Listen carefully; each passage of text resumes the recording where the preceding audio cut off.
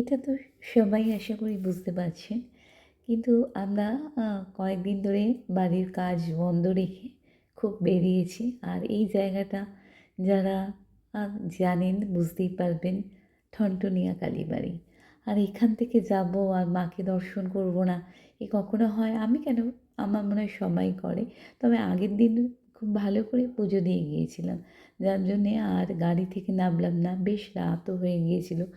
ভিডিওটা আমি শেষ থেকে শুরু করলাম। ফেরার সময় আমরা গাড়িকে ঢুকিয়ে আবার ব্যাক করিয়ে মাকে দর্শন করে আমরা ফিরলাম।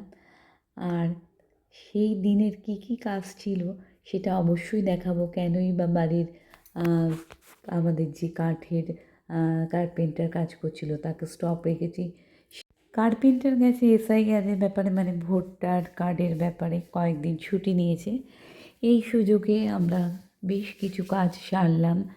এই বাড়ির 1.5 বছর কাজ চলার জন্যে বেশ বেরোনোটা হ্যাম্পার হচ্ছে। কারণ আমরা যখন ছেলে ছিল তখনও প্রচুর ঘুরতাম, শপিং করতাম, নানা জায়গায় যেতাম, রেস্টুরেন্টে যেতাম, অনেক কিছু মানে শপিং, অনেক কাজ একসঙ্গে সবসময়। বিয়ের পর থেকে মানে শুরু জীবনযাত্রা সব কিছু, কখনো বিয়ের পর আর একা বেরোতে হয়নি। মানে আমার তো মনেই পড়ে না একদিনের জন্যও বেরিয়েছি কি না। তো এইভাবেই আমরা করি। তো কী কী কাজ করেছি দেখাই। ফার্স্ট এসছি আমরা আমাদের লেলিন সরণি, সেই চিরপরিচিত ম্যাট্রেস, সোফার মানে কাভার, সব কিছু কার্টন যেগুলো আমরা নিয়ে থাকি সাধারণত এখান থেকেই নিয়েছি।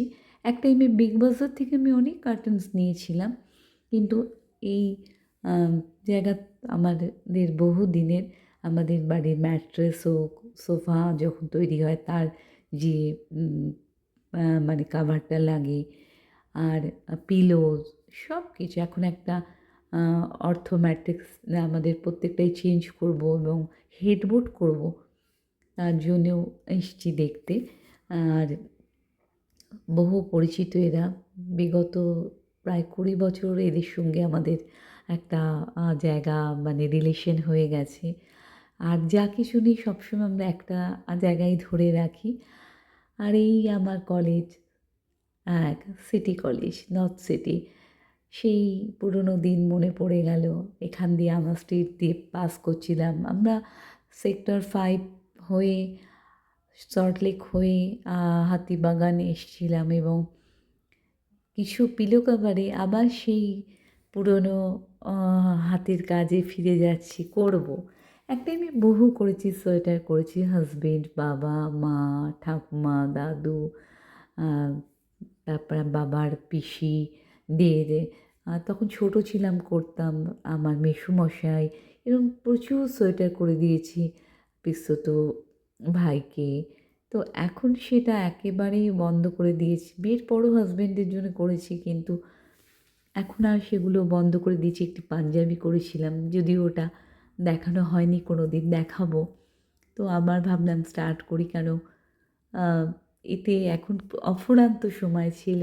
প্রায় থার্ড ইয়ার হয়ে গেছে, 2.5 বছর হলো চলে গেছে পড়তে, ভেলোরে থাকে। সময় আছে, যদিও বেরোনো ঘোরা হয়, বাড়িতে কাজ হচ্ছে বলে একটু কম, কিন্তু এগুলো করলে মনটা ভালো থাকে। আর সেই জন্যে ভাবলাম আবার শুরু করি। তো এগুলো করার পর, কমপ্লিট হওয়ার পর অবশ্যই পোস্ট করব।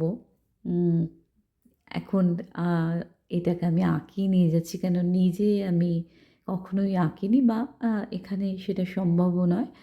তো এই জায়গাটাও আমার পুরনো। আমি যখন আগে হাজব্যান্ডের পাঞ্জাবি করেছিলাম, কিন্তু সেটা বহু আগে, বিয়ের আগে। আর সেই একই জায়গাতে আবার এসেছি, যদিও আগে যিনি ছিলেন সে নেই, চেঞ্জ হয়েছে। তো এই সব কাজ নিয়ে ফেরার সময় মাকে প্রণাম করে বাড়ি ফিরছি। আর সেই ঠনঠনিয়া মার মানে সামনে দিয়ে গেলে প্রত্যেকবারই মনে হয় একবার মাকে দাঁড়িয়ে অন্তত মানে 1 মিনিট হলেও মাকে দর্শন করি। সেটা আমার শুধু না, আমার হাজব্যান্ডেরও ব্যাপার, ছেলেরও ব্যাপার। মানে ছেলের ব্যাপার তো মনে হয় আরও বেশি মনে হয় ওর ভক্তি আমাদের থেকেও। আর এবারে কালী পুজোয় বাড়ির নিচে আমাদের কমপ্লেক্সে যে কালী পুজো হচ্ছে, প্রায় সন্ধ্যে 7:30 আরম্ভ হচ্ছে, রাত্রি 11টা হয়ে গেছে। আর কয়েক বছর পর ও ভেলোরে যাওয়ার পরেই ১ম কালী পুজোয় বাড়িতে থাকলো। বললাম, "বাজি জ্বালাও।" বলল, "না, যতক্ষণ না কালী পুজো শেষ হয় আমি ততক্ষণ জ্বালাবো না।" কালী পুজোটা পুরো বসে বসে দেখলো। ১০৮টা প্রদীপ আমি আর ও মিলে জ্বালালাম। এই রকম সব ব্যাপার। স্টার থিয়েটার হাতিবাগানে, যেটার বর্তমান নাম নটি বিনোদিনী মঞ্চ। তো এখানেই শেষ করলাম।